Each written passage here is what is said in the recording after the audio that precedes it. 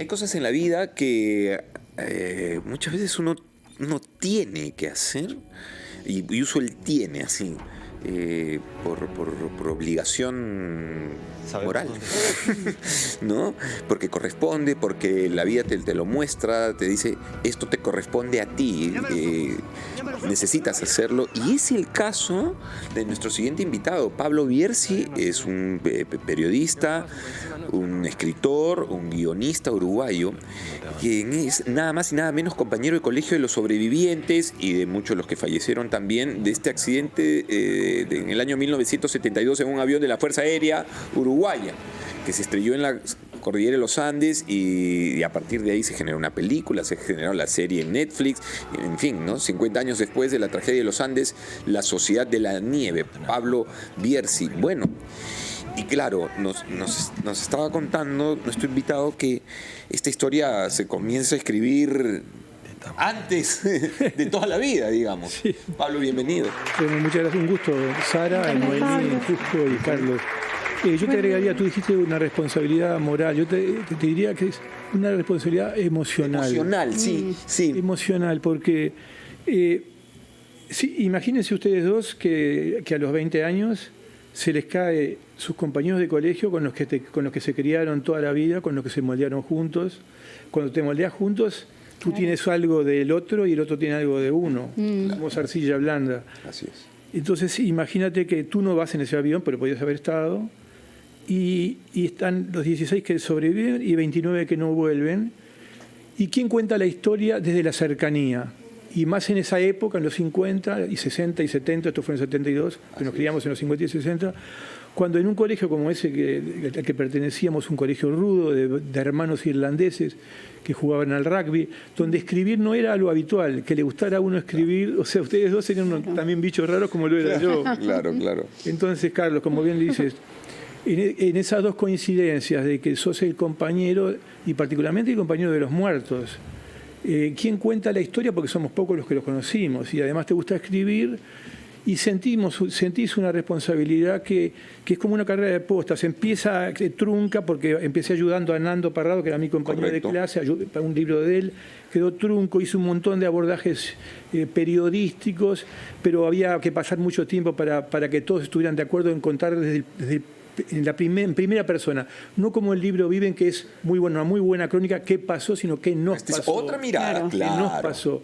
Y en esa carrera de postas viene el libro de La Sociedad de la Nieve, después me llama Juan Antonio Bayona, y en el año 2011, y empezamos, que es un director de cine. Es el director español. Director español de La Sociedad de la Nieve, la película. Así es, claro. Y bueno, y empezamos a trabajar en el 2016, y en el 2023 sale la película, el 2024, este año, sale en Netflix.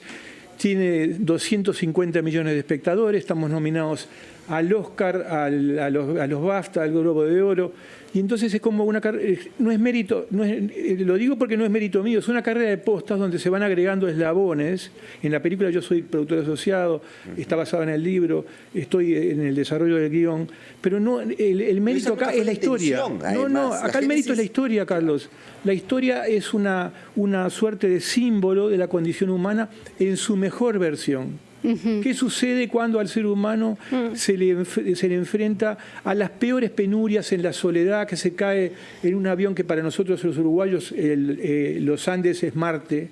Claro. Yo estuve en el lugar, es Marte. Para ustedes lo ven todos los días, la cordillera. Claro. Nosotros somos del Atlántico. Sí. Algo que acaba de mencionar es bien importante. La película es símbolo de esa expresión humana. Sin embargo, la gente puede no entenderlo, porque uno ve la película o lee el libro y realmente es bastante crudo. ¿Qué cosa debería entender la gente de esta obra? Yo creo, Sara, que en verdad la realidad, lo que ocurrió es muy cruda, pero la película lo trata a esa crudeza de una manera tan sensible, tan emotiva, como decías tú, que yo creo que esa es la razón por la cual de los 250 millones de espectadores, la gran mayoría son jóvenes, que para nosotros es una sorpresa. Claro. Yo siempre le decía a Bayona, porque conozco el impacto de esta historia, yo hice otro libro además de este mismo tema junto con Roberto Canesa, que es otro sobreviviente, es un médico, O sea, yo conocía el impacto que produce la historia. Y yo le decía, vamos a producir una ola con todo esto. Y él me decía, ¿cómo lo sabes? Porque yo ya lo conozco desde el 72.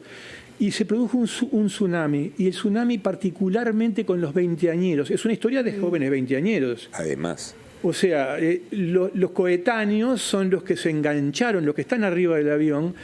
Y si tú hablas con ellos, Sara, que para mí ha sido una experiencia fascinante escucharlos, porque van mucho más profundo que yo, y que creo que la película, no les asusta la crudeza, más bien ellos lo que rescatan es cómo el ser humano joven, lo que prima en la peor circunstancia es la fraternidad, la compasión, la misericordia, cómo detrás de una desgracia hay esperanza.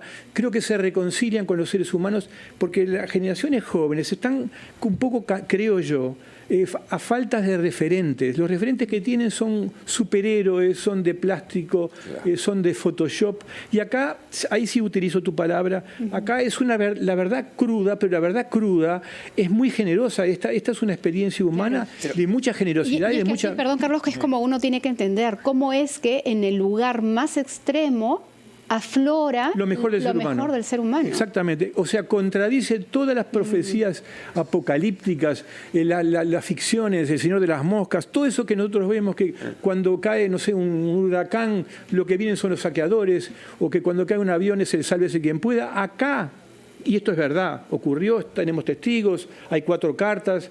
Acá ocurre exactamente lo contrario. Es una ventana donde nosotros vemos y nos reconciliamos con el ser humano. Cuando el ser humano se le aprieta, se le lleva al abismo, lo que aflora es un hombre, un ser generoso. Nuevo. No es un ser maligno, ni individualista, ni...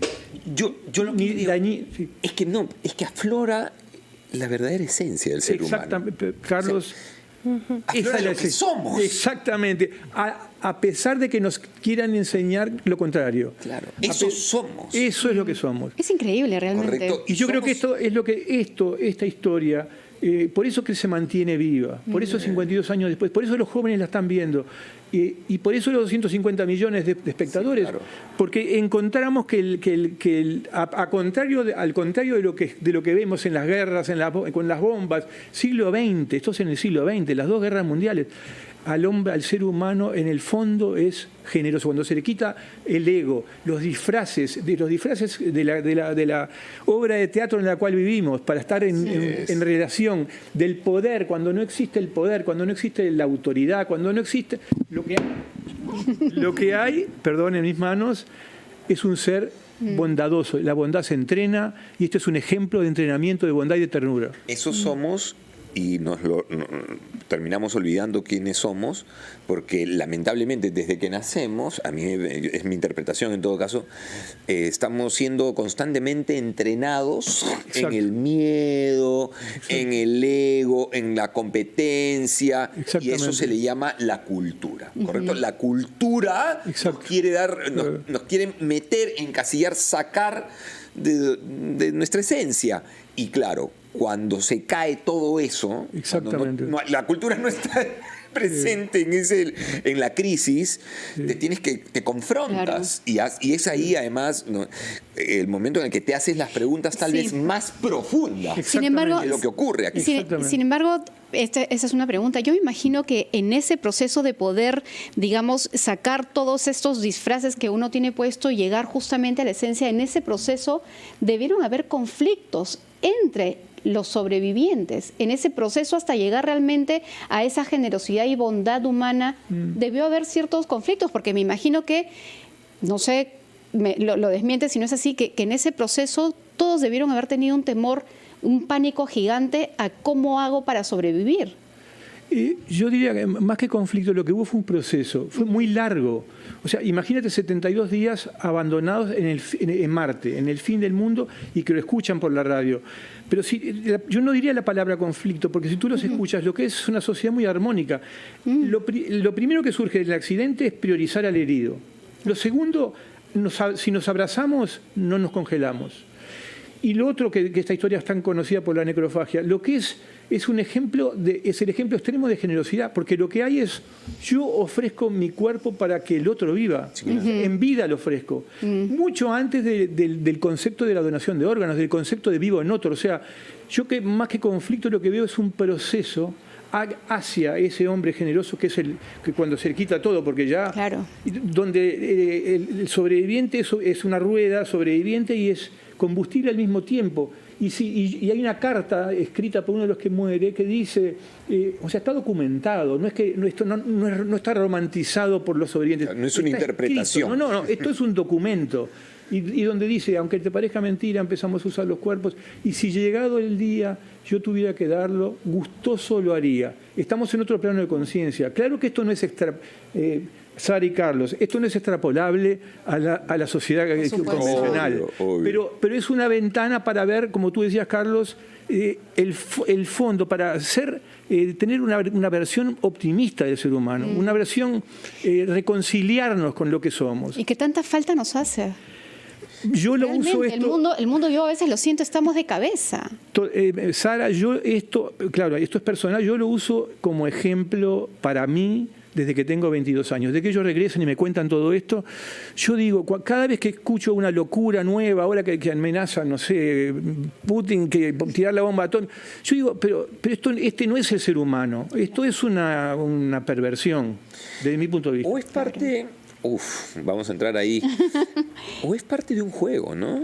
Muy bueno. Realmente yo creo que esto es un juego y es un juego de roles. Y roles. Es parte de un rol en un juego. Brillante. De un personaje en un rol. Y está bien desde ahí porque para que tiene que haber oscuridad para que se vea la luz. Muy bien. Y viceversa. Entonces... Finalmente no es algo que me haces, es algo que pones en este juego, en esta dinámica llamada vida. Vida, sociedad. Sí. Sociedad, qué sé yo. Y lo otro, que este nivel de conciencia en el que, por ejemplo, los sobrevivientes o uno de ellos o varios de ellos escriben una carta y que dicen, bueno, me voy a morir si en algún momento yo ya no estoy aquí, tomen de mí, claro. ¿Correcto? Aliméntense a través mío. Yo creo que, nuevamente, es más conciencia, más nivel de conciencia, porque somos un cuerpo habitando un espíritu. No somos un espíritu habitando un cuerpo. Somos un cuerpo habitando un espíritu. Y claro, el libro está ahí, todo eso, ¿me entiendes? Tal cual. Creo que eso es lo que le da... que se torna infinito, que como tú lo decías antes de salir al aire, cada periodo, en esa carrera de postas, cada nueva posta te abre una ventana nueva. Así. Y yo estoy fascinado escuchando, como decía, a los jóvenes, claro. A esos millones y millones y millones que me escriben o que van a las presentaciones de los libros, y los escucho y son ventanas nuevas que apuntan a esto mismo. Y creo que también comparto contigo que vivimos en un juego de roles, pero tenemos que saber que en ese juego de roles, donde hay roles demoníacos, la verdad está allá. Sí. Si no sabemos, si nos olvidamos de eso, perdemos el rumbo. Totalmente. Todos el juego. Y qué importante ponerlo a la luz, porque es por lo que todos deberíamos abogar. Que no se pierda justamente ese sentido a pesar del rol que tenemos que jugar. Es que no se va a perder, Sara, porque esto ocurrió, existe, hicimos varios libros, salió una película que la vio una buena parte de los 8 millones de los 8.000 millones de habitantes del planeta, ojalá la vean mucha más. Si hubiéramos ganado los Oscars, los que fuimos nominados, la hubieran visto 500 millones de personas, pero eso no se dio por el español y por otras razones interesantísimas, pero totalmente de acuerdo.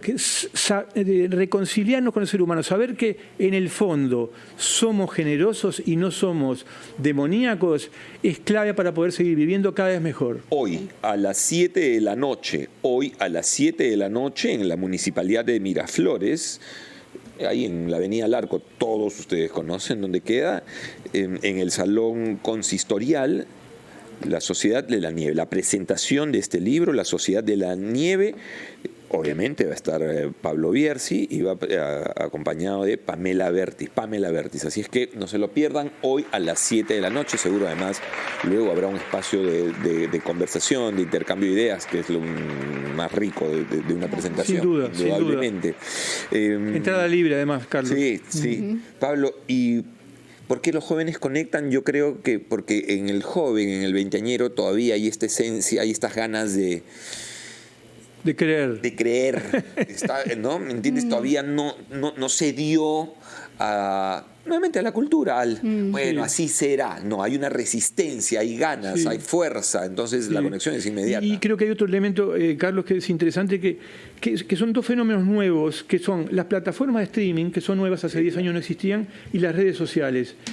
A ese binomio, que son de los jóvenes, eso no es de mi generación, ni tampoco mucho de la de ustedes. Ese binomio le faltaba un pasajero. Y el pasajero era no es un superhéroe, como decía hoy, no es un héroe pasteurizado ni con Photoshop. Le faltaba un pasajero de verdad, que abogara por estos elementos de los que estamos hablando. Entonces, hoy en la Municipalidad de Miraflores, a las 8 de la noche, la presentación del libro La Sociedad de la Nieve, con su autor, Pablo Bierzi. Ya volvemos. Muy amable, Pablo. Gracias. Gracias a Sara y a Carlos, un placer. 11:53 en Encendidos.